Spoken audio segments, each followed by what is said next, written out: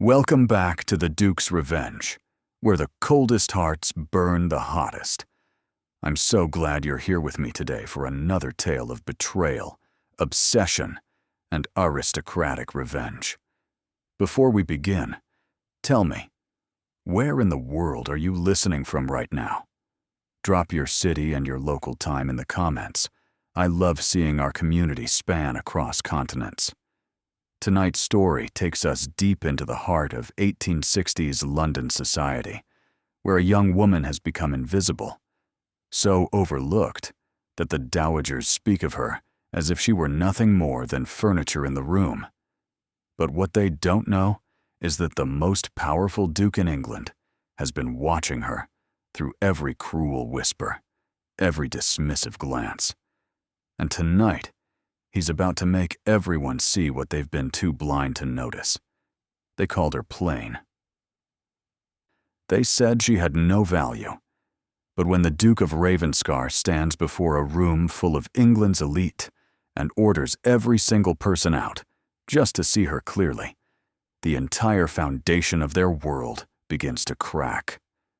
What did he see in her that made him willing to destroy his own carefully constructed walls? Let me take you back to that February evening, where frost covered the windows of Marchmont House, and where one woman's life was about to collide with a man whose obsession had been growing in silence for far longer than anyone could have imagined.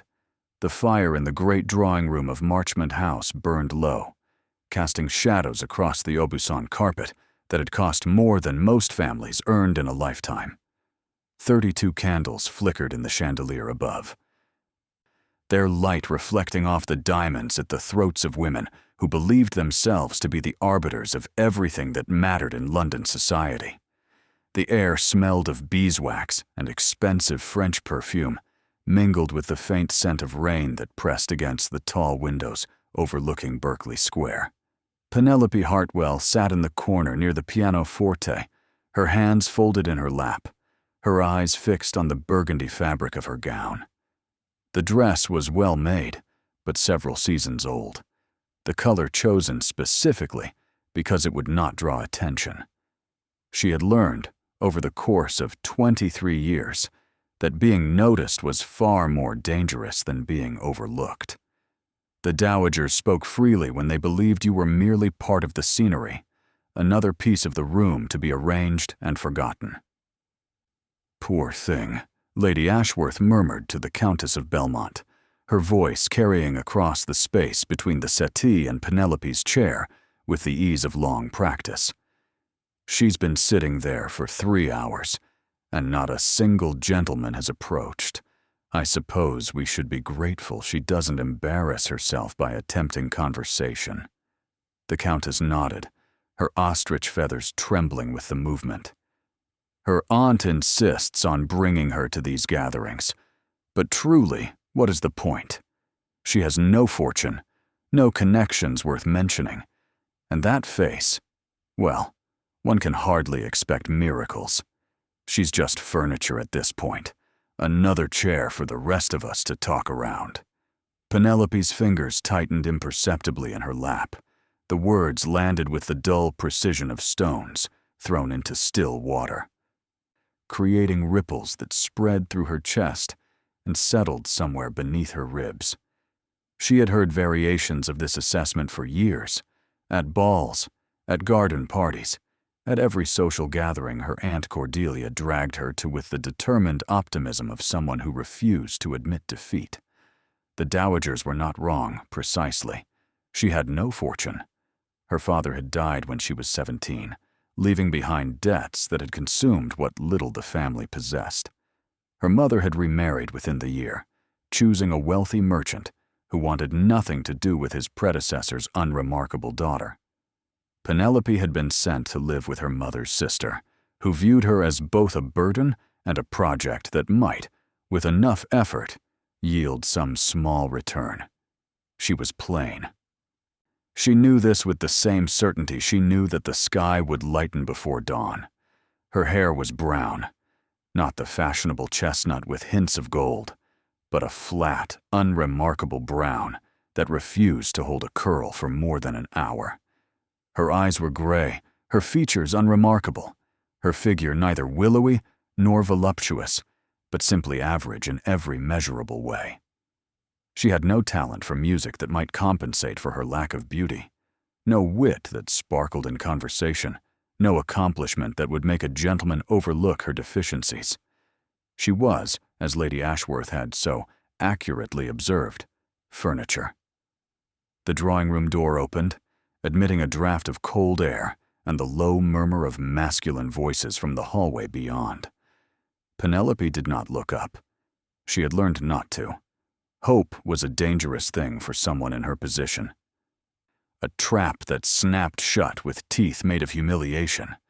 She kept her eyes on her hands and listened as the Dowagers shifted in their seats, their attention pivoting toward the new arrivals with the practiced efficiency of hunters scenting prey.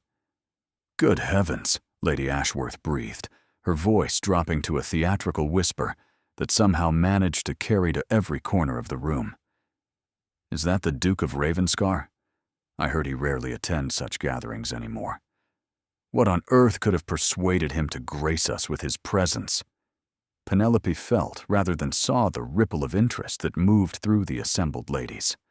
The Duke of Ravenscar was spoken of in the same tones one might use to discuss a natural disaster, with a mixture of awe, fear, and the barely concealed hope that one might witness his devastation from a safe distance. He was, by all accounts, the most powerful man in England, outside of the royal family. His fortune was staggering, his estates numerous, his influence so extensive that cabinet ministers sought his favor, and debutantes wept when he failed to notice them.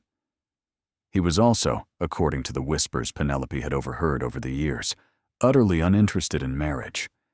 At 34, he had never shown the slightest inclination toward any of the beautiful, well-connected young women who had been paraded before him season after season.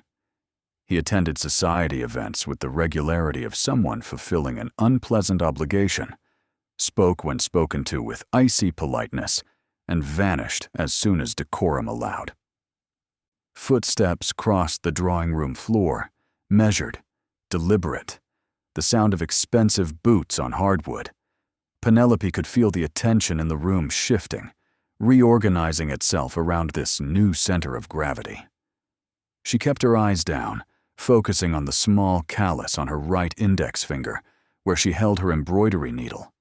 She had been working on a set of handkerchiefs for her aunt, tiny white squares of linen that would be presented with the appropriate expressions of gratitude, and then immediately forgotten.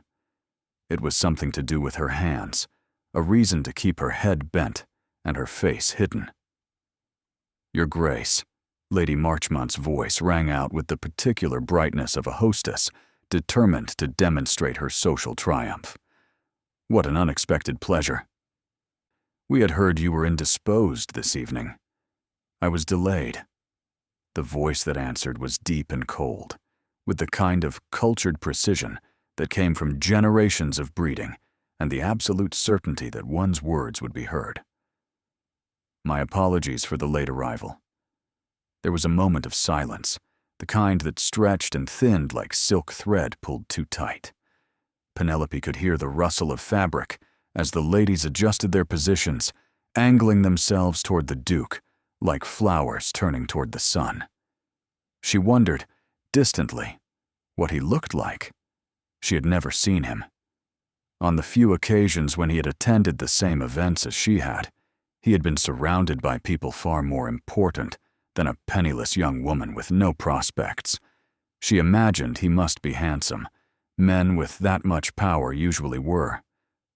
As if fortune had decided to heap every possible advantage upon the same undeserving head. "We were just discussing the spring season," the Countess of Belmont said, her voice taking on the coy tone of a woman who believed herself charming. "Lady Ashworth was saying that her daughter has received 3 proposals already. Quite remarkable for February, don't you think?" Remarkable. The Duke's response was flat, devoid of interest. Penelope heard footsteps again, closer this time, moving past the cluster of dowagers and their carefully positioned daughters. She kept her eyes on her hands, on the small movements of her fingers against the fabric of her gown. If she remained very still, very quiet, perhaps the evening would end without further humiliation. Perhaps she could slip away when her aunt was distracted. Return to the small bedroom she occupied in her aunt's townhouse, and pretend for a few hours that she was somewhere else entirely. The footsteps stopped. Penelope could feel a presence beside her chair, close enough that she could detect the faint scent of sandalwood and something else. Leather, perhaps, or the cold night air that still clung to his coat. Her heart began to beat faster, a rabbit-quick rhythm that made her fingers tremble slightly against her lap. She forced herself to remain still, to betray nothing of the sudden, irrational fear that had seized her chest. He was not looking at her. He could not be. Men like the Duke of Ravenscar did not notice women like Penelope Hartwell. It was simply a law of nature, as immutable as gravity. "Miss Hartwell." His voice was directly above her now, speaking her name with the same careful precision he had used to greet their hostess. "Would you do me the honor of accompanying me to the library? I find I am in need of quieter surroundings, and I believe you share that preference." The silence that followed was so complete that Penelope could hear the pop and hiss of the fire across the room. She looked up slowly, her mind struggling to process what had just occurred.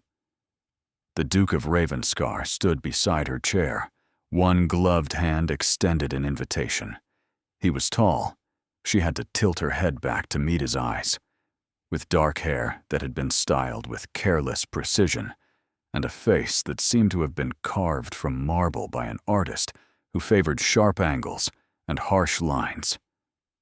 His eyes were green, a deep, unsettling shade that reminded her of the forest in winter. And they were fixed on her with an intensity that made something in her chest tighten and twist. Her voice came out as barely more than a whisper. She cleared her throat, aware that every person in the room was staring at them. "I don't... Please." The word was quiet, almost gentle, but there was something beneath it that made it less than a request. "I would be grateful for your company." Penelope's mind raced through the possible explanations for this incomprehensible situation.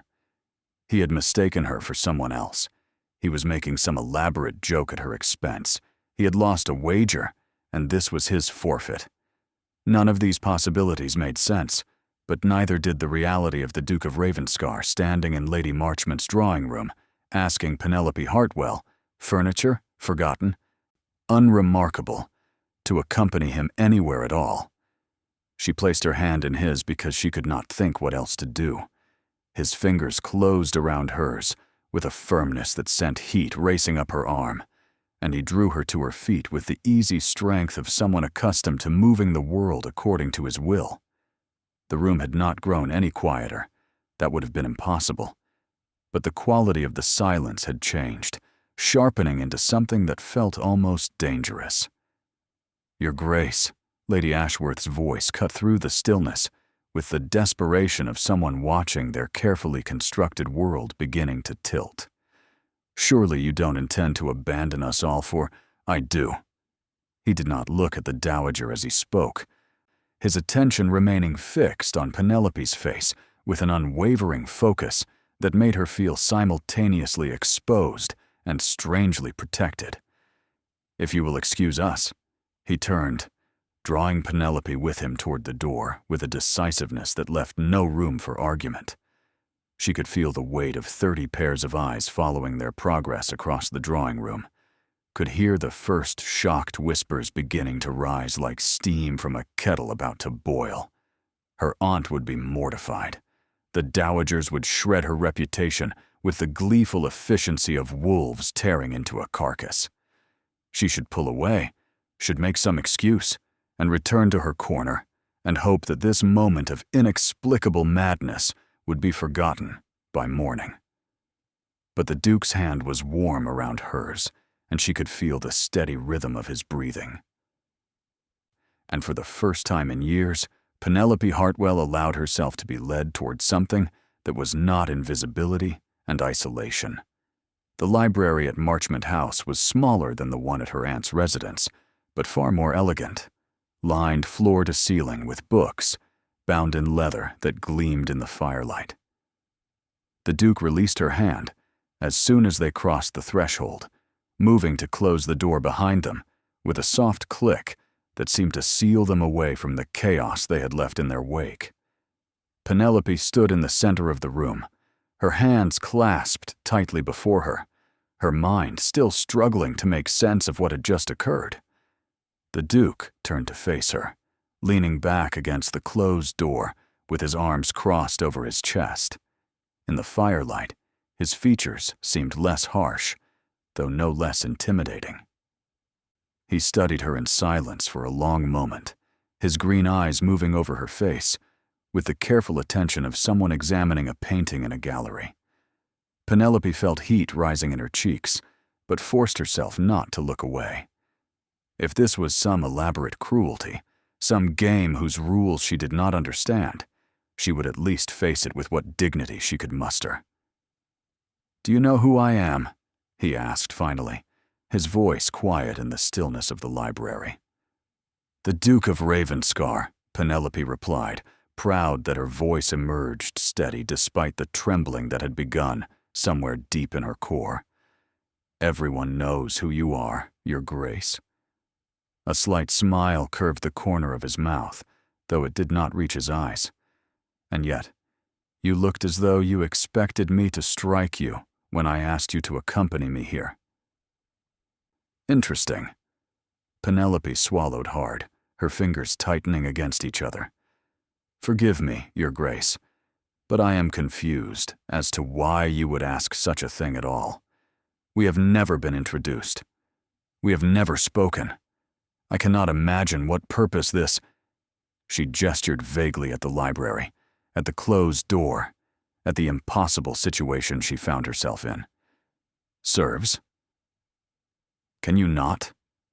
He pushed away from the door, moving toward her with slow, measured steps that made her pulse quicken. "Tell me, Miss Hartwell, how many times have you attended social gatherings this season?"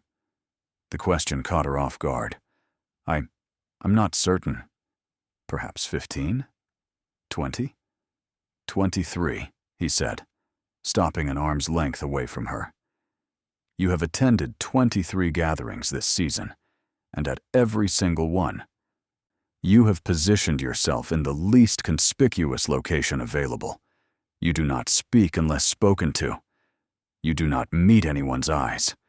You exist in a state of such perfect self-erasure that most people in those rooms would not be able to describe you if asked. Am I incorrect?" Penelope stared at him, her mind reeling. How would you know such a thing?" "Because I have been watching you."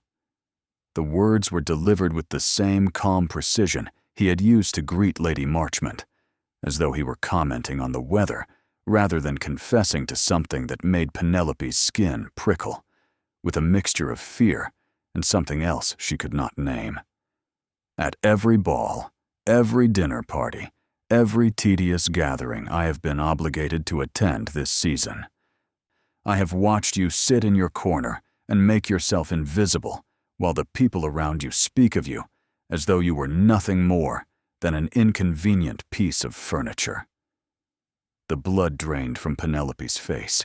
He had heard. He had heard the Dowagers, heard every cruel assessment, every dismissive comment. The humiliation of it crashed over her in waves, making her stomach twist with nausea. "Then you know," she whispered, her voice barely audible. "You know that I am, that they are correct in their assessment. I have nothing to offer. No fortune, no beauty, no—" "Do you believe them?" He took another step closer, and Penelope found herself unable to retreat, pinned in place by the intensity of his gaze. "Do you truly believe that you are nothing more than furniture to be arranged and ignored?"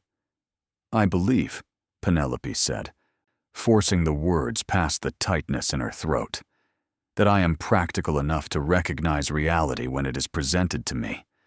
I am not a child, Your Grace. I do not require false comfort, or I'm not offering you comfort." His hand came up, his gloved fingers catching her chin and tilting her face toward the firelight. The touch was gentle but inexorable, and Penelope felt something in her chest crack open at the tenderness of it. "I am offering you a choice, Miss Hartwell. You can return to that drawing room and allow those venomous women to continue treating you as though you are nothing. Or you can allow me to show you what I see when I look at you." "And what do you see?" The question came out as barely more than a breath, her gray eyes searching his face for some sign that this was real, that she had not slipped into some fever dream brought on by too many years of loneliness. The Duke's thumb brushed across her cheekbone with a gentleness that seemed at odds with everything she had heard about him. The cold, powerful Duke of Ravenscar, who broke men with a word and ruined reputations with a glance. "I see a woman who has survived years of cruelty with her dignity and tact. I see intelligence in eyes that have learned to hide their light, because showing it would be dangerous. I see strength in the set of a jaw that has absorbed countless wounds without breaking.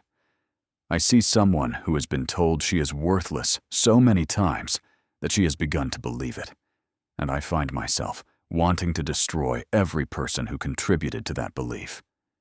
Penelope's breath caught in her throat. "Why?" "Because," he said, his voice dropping to something that was almost a whisper, "I have spent the last 3 months watching you endure their cruelty, and I have discovered that I cannot bear it any longer. Because every time I see you sitting alone in your corner, I find myself wanting to clear every other person from the room, so that I might finally see you without their poison clouding my vision. Because you have become an obsession that I can no longer ignore, Miss Hartwell, and I have decided that I am done pretending otherwise." The world seemed to tilt beneath Penelope's feet. She should step back, should put distance between herself and this man whose words were carving through every defense she had carefully constructed over the years. Instead, she found herself leaning into his touch, her eyes searching his face for some sign of deception and finding only a raw honesty that terrified her more than any cruelty ever had. "I don't understand," she whispered. "You could have anyone. Any woman in London would—" "I don't want any woman in London." His other hand came up to frame her face, his green eyes burning with an intensity that made her feel as though she were standing too close to a fire. "I want the one who sits in corners and makes herself invisible, because the world has taught her that being seen is dangerous. I want the one who has survived, despite having every reason to break. I want you, Penelope Hartwell, and I find that I am not a patient man when it comes to the things I desire." Before she could formulate a response, before her mind could catch up with the storm of emotions flooding through her chest, he lowered his head and pressed his lips to hers with a gentleness that stole what remained of her breath. The kiss was soft, questioning, giving her the space to pull away if she wished. Penelope had been kissed once before, a fumbling encounter behind the rose garden at a house party when she was 19. It had been wet and awkward, and it ended with the young man stammering an apology before fleeing. This was nothing like that. This was heat and tenderness and a hunger that she could feel thrumming beneath the careful control he was exerting. This was a claiming, a statement of intent that left no room for doubt about what he wanted. She kissed him back. The Duke made a sound low in his throat, his arms coming around her waist to pull her against the solid warmth of his chest. Penelope's hands found their way to his shoulders, her fingers curling into the expensive fabric of his coat, as though he were the only thing anchoring her to earth. The kiss deepened, his tongue tracing the seam of her lips until she opened for him with a soft gasp that he swallowed like a man dying of thirst. She could taste sandalwood and something darker, could feel the controlled strength in the arms that held her, could hear the rapid beat of his heart where her palm pressed against his chest. When he finally pulled back, they were both breathing hard, their faces inches apart in the firelight. His hands remained at her waist, his thumbs tracing slow circles against the fabric of her gown that made heat pool low in her belly. Penelope stared up at him, her mind blank of everything except the overwhelming awareness of his presence, the solid reality of him after years of existing in a world where she had convinced herself she was invisible. "Those women in the drawing room," he said, his voice rough with something that made her shiver, "spoke of you as furniture, as though you were something to be arranged and forgotten. Do you know what I am going to do now?" Penelope shook her head, incapable of speech. The Duke's smile was slow and dangerous, the expression of a predator who had finally cornered his prey and found it even more satisfying than anticipated. "I am going to walk back into that drawing room with you on my arm, and I am going to make it abundantly clear to every person present that you are under my protection. And then, Miss Hartwell, I am going to court you with all the single-minded determination that I have applied to building my fortune and my influence. I am going to show you what it means to be seen, to be valued, to be desired by someone who has the power to make the entire ton bend to his will. And if any of those venomous women ever speak of you as furniture again, I will make certain they understand exactly what it means to cross the Duke of Ravenscar." "They will say terrible things," Penelope whispered, though even as she spoke the words, she found that they held less power than they once had. "About me, about why you would choose someone like me. They will. Let them." He pressed his forehead to hers, his breath warm against her lips. "Let them whisper and speculate and tear themselves apart trying to understand why the most powerful duke in England has chosen a woman they deemed worthless. Their confusion will be its own reward, and you, Penelope, will learn what it means to be treasured rather than tolerated." Penelope closed her eyes, allowing herself for the first time in years to imagine a future that was not defined by corners and invisibility and the slow erosion of hope. The Duke's arms were solid around her, his presence a wall between her and a world that had taught her she was nothing.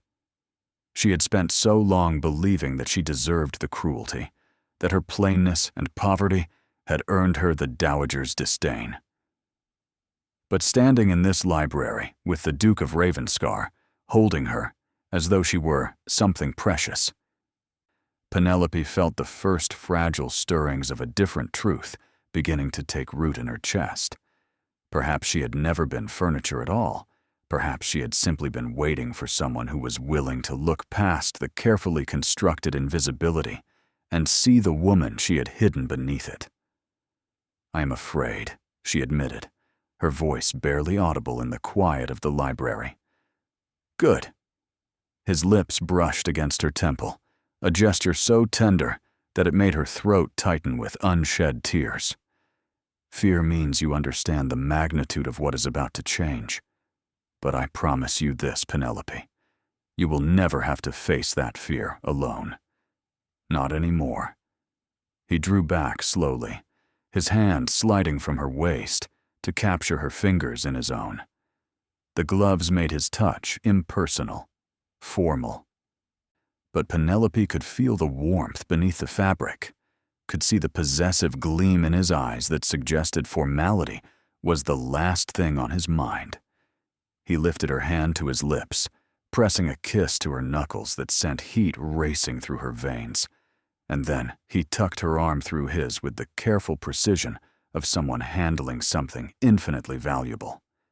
"Come," he said, his voice resuming the cool, commanding tone he had used in the drawing room. "It is time to show those dowagers exactly what happens when they mistake a diamond for common furniture." Penelope allowed him to lead her from the library, her heart pounding so hard she was certain he could hear it. The hallway was empty, though she could hear voices from the drawing room, louder now, animated with the kind of speculation that would be tearing her reputation to shreds if she had anything left to lose. The Duke's hand covered hers where it rested on his arm, a silent reassurance that steadied the trembling she could not quite control. When they reached the drawing room door, he paused, looking down at her with an expression that was equal parts warning and promise. Once we walk through that door, there is no going back. Every person in that room will know that you belong to me, and I am not a man who shares what is mine. Are you prepared for that? Penelope thought about the years she had spent making herself small, the countless hours of sitting in corners while the world moved around her, the slow death of hope that came from being treated as though she did not matter. She thought about the Duke's words, obsession, treasure, desire, and the way his kiss had made her feel as though she were waking from a long sleep. She thought about the possibility of a future where she was seen, where she mattered, where someone as powerful as the Duke of Ravenscar had chosen her, despite every reason not to. Yes, she said, meeting his eyes with a steadiness that surprised her. I am prepared.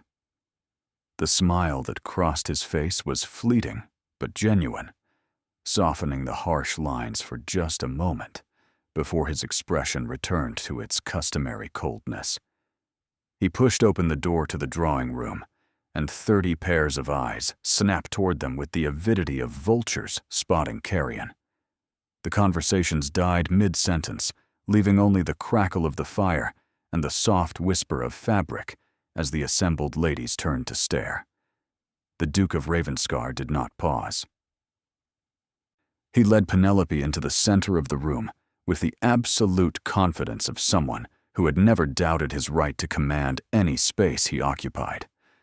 The Dowagers watched in stunned silence as he positioned her beside him, his hand still covering hers with a possessiveness that left no room for misinterpretation. Lady Marchmont, he said, his voice cutting through the silence with the precision of a blade. I must thank you for this evening. It has proven far more illuminating than I anticipated. Their hostess rose to her feet, her face a mask of confusion and barely concealed delight at being singled out by such an illustrious guest. Your Grace, we are honored by your presence. I do hope you found the library to your satisfaction. I did. His gaze swept across the assembled company, lingering on Lady Ashworth and the Countess of Belmont with a coldness that made both women pale visibly. I found it to be exactly what I needed, a place of quiet contemplation where I might finally see clearly what has been obscured by the noise and pettiness of inferior minds. Lady Ashworth's fan stilled in her hand. Your Grace, I'm not certain I understand. Then allow me to clarify. The Duke's voice dropped to something soft and dangerous, the tone of a man delivering a death sentence with perfect civility. I have spent the better part of this season observing the behavior of London's so-called elite, and I've been appalled by what I have witnessed. Specifically, I have watched as this room full of women who pride themselves on their refinement and breeding, have treated Miss Hartwell with a cruelty that would shame the lowest classes. The silence that followed was absolute. Penelope felt her face burning with humiliation and something else, a fierce, terrifying hope that made her chest tighten until she could barely breathe. The Duke's hand squeezed hers gently, a private reassurance that gave her the strength to keep her chin lifted and her eyes forward. I have heard, the Duke continued, his gaze never leaving the Dowagers, who had spent years dismissing Penelope as worthless. Conversations in which Miss Hartwell was compared to furniture, in which her value as a human being was dismissed because she lacks the superficial attributes that you have deemed essential. I have watched her sit alone in corners while you whispered about her within her hearing, secure in the knowledge that someone of her station would never dare confront you." Lady Ashworth opened her mouth as though to protest, but the Duke silenced her with a single look that could have frozen the Thames in July. "You will not speak," he said quietly. "You will listen. Because I find that I have something I wish to make abundantly clear to everyone in this room." He turned to Penelope then, his free hand coming up to cup her face with a tenderness that made several of the younger ladies gasp audibly. In front of 30 witnesses, in the heart of London society, the Duke of Ravenscar looked at Penelope Hartwell as though she were the only person in the world who mattered. "This woman," he said, his voice carrying to every corner of the drawing room, "has more intelligence, more grace, and more genuine worth than every person in this room combined. She has endured years of your petty cruelties with a dignity that puts your supposed breeding to shame. And I find that I am done allowing her to be treated as though she is anything less than extraordinary." Penelope's eyes burned with unshed tears. She wanted to look away, to hide from the intensity of his regard and the weight of 30 shocked stares. But his hand kept her face tilted toward his, kept her pinned in place by the sheer force of his will. "From this moment forward," the Duke announced, his gaze still locked on Penelope's face, "Miss Hartwell is under my protection. Any insult directed at her will be considered an insult to me, personally. Any slight, any whisper, any attempt to diminish her in any way will be met with the full weight of my displeasure. I trust I have made myself clear." The drawing room erupted into chaos. Penelope barely heard it.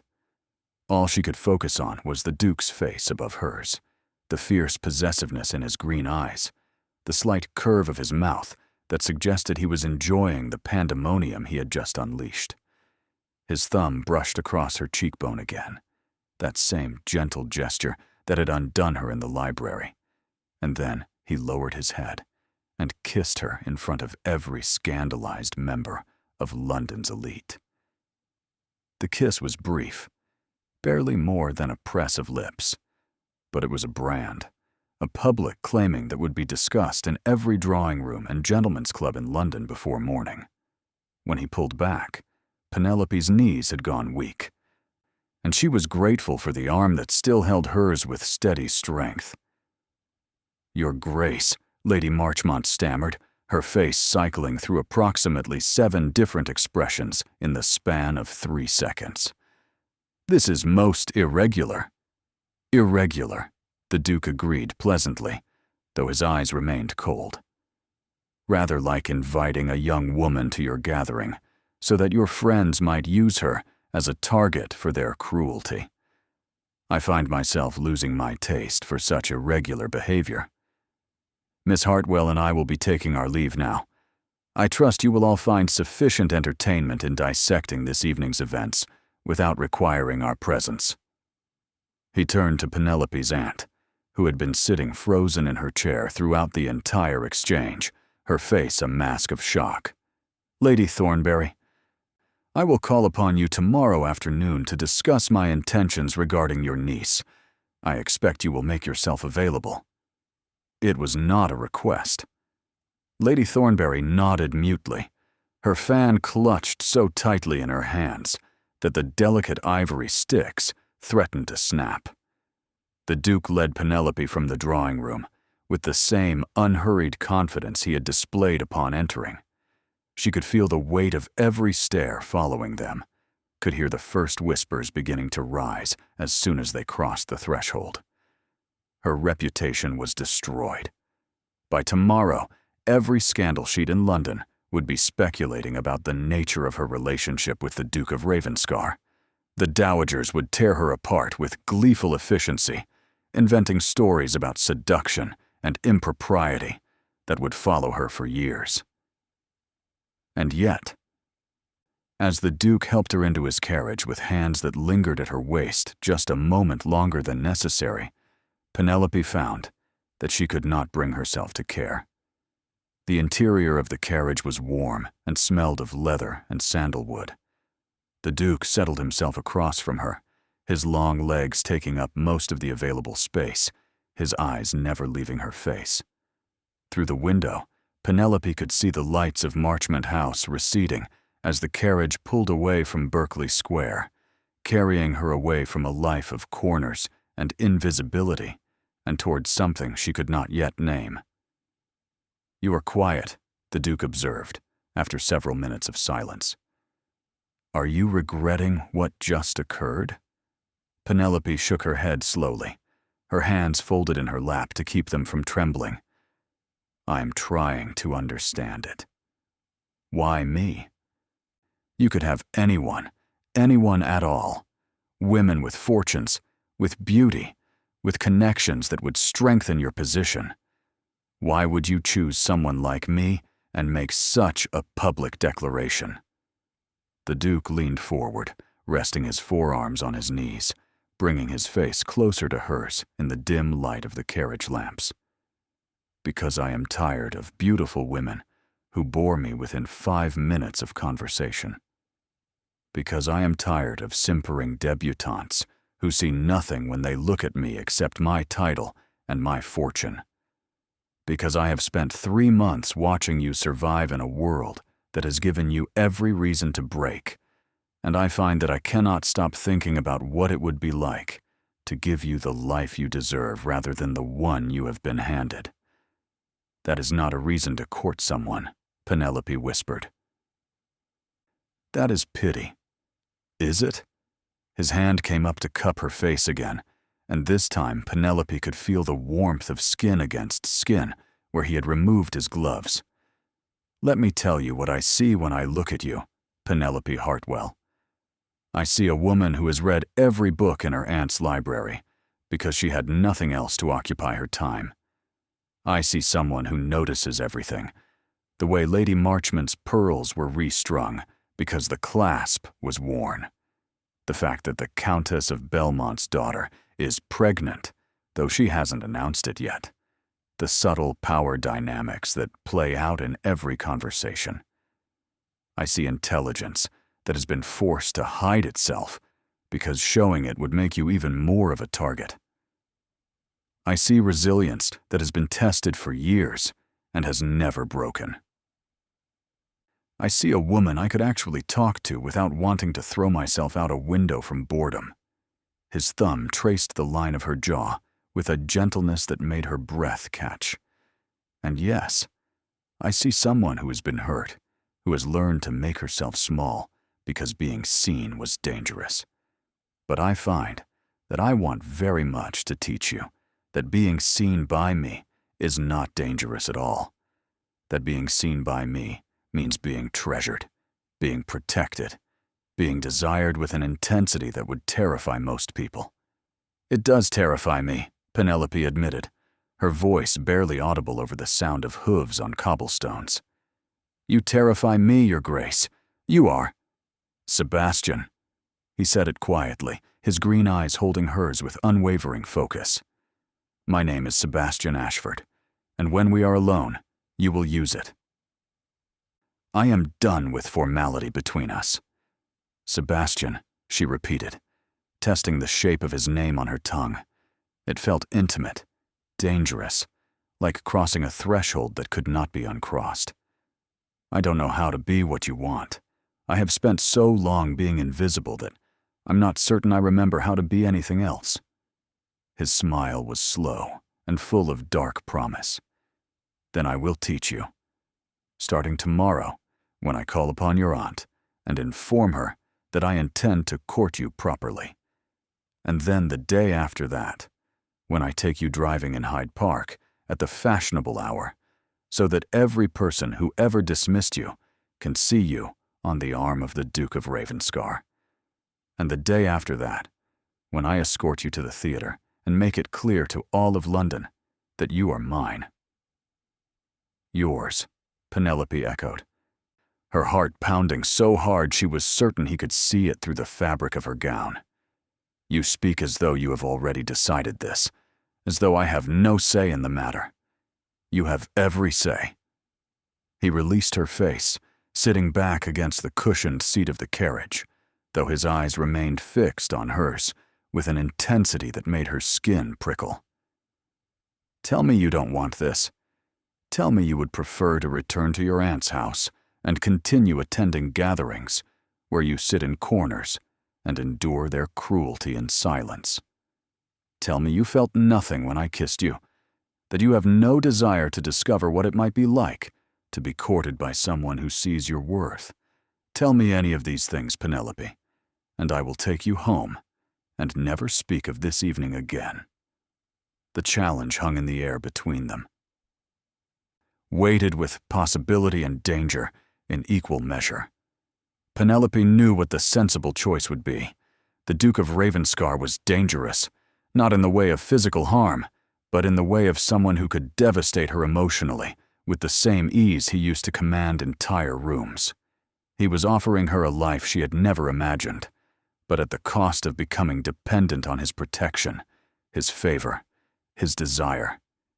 If he tired of her, if his interest waned the way the Dowagers had always said it would with someone like her, she would be left with nothing but the ruins of whatever reputation she still possessed.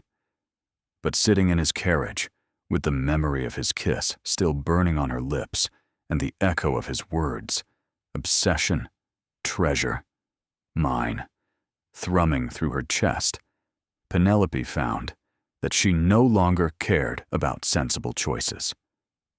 "I felt something," she said quietly, meeting his eyes with a steadiness that came from some reserve of courage she had not known she possessed. "When you kissed me, when you held me, when you told those Dowagers that I was under your protection, I felt alive. For the first time in years, I felt like I mattered. You do matter." The words were fierce, almost angry in their intensity. "You have always mattered, Penelope. The fact that those fools were too blind to see it does not diminish your worth." "Then yes." She took a shaky breath, committing herself to a path that both terrified and exhilarated her in equal measure. "Court me. Show me what it means to be seen by you. But I need you to promise me something. Anything. If you grow tired of me, when you grow tired of me, you will tell me honestly, rather than allowing me to humiliate myself by clinging to something that no longer exists. I will not be pitied, Sebastian. Not even by you." Something dark flickered through his expression, a flash of emotion too complex to name. Then he was moving, closing the distance between them with the fluid grace of a predator. His hands framed her face, tilting it up toward his, and when he spoke, his voice was low and rough, with something that made heat coil low in her belly. "I'm going to tell you something, and I need you to listen very carefully. I do not tire of things that interest me. I do not lose focus once I have decided I want something. And I want you, Penelope Hartwell. With an intensity that should probably concern both of us. I have spent 3 months watching you, learning your habits, memorizing the way you bite your lower lip when you're trying not to cry, the way your fingers tighten in your lap when someone says something particularly cruel.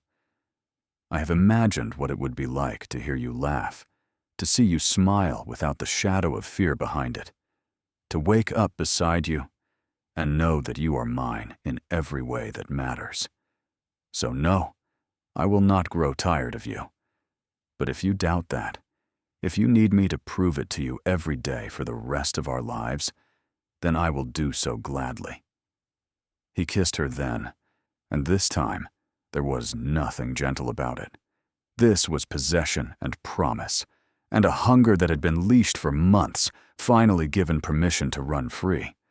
Penelope gasped against his mouth, her hands coming up to clutch at his shoulders as he pulled her from her seat and into his lap with effortless strength. The carriage swayed with the movement, but she barely noticed, her entire world narrowing to the heat of his mouth on hers, the solid strength of the arms wrapped around her waist, the way his hands moved over her back with a reverence that made her feel precious beyond measure.